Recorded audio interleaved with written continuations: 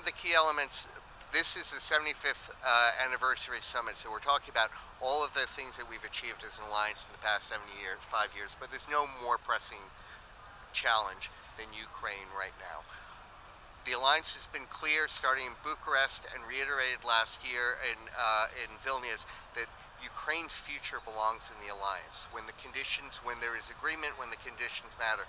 But they're in a very acute moment, and so what we are focused on here is making sure that Ukraine has the tools to prevail, to protect themselves now.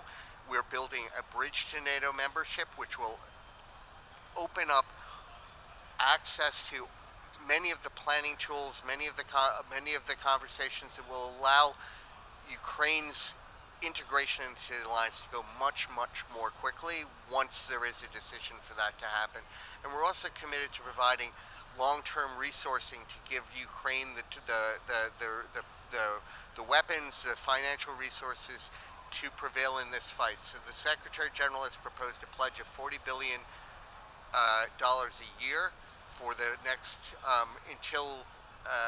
for the next several years, to make sure that Ukraine has the predictable resources to buy what it needs, to get what it needs, to be able to defend their own homes. So I think that the Ukrainian people will see a lot that comes out of Washington, out of the meeting between President Zelensky and the heads of state tomorrow, that show that that they've got something now, and then they've got a clear path forward for their integration into the alliance.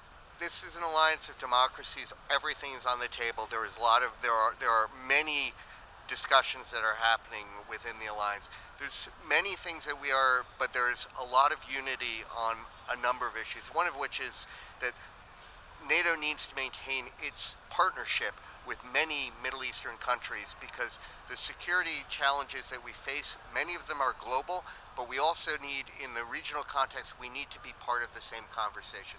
Also, as you know, one of NATO's premier missions right now is its mission in Iraq, that is about helping the Iraqi forces move to the next step in their own professionalism and to recover from their incredible fight against the Islamic State.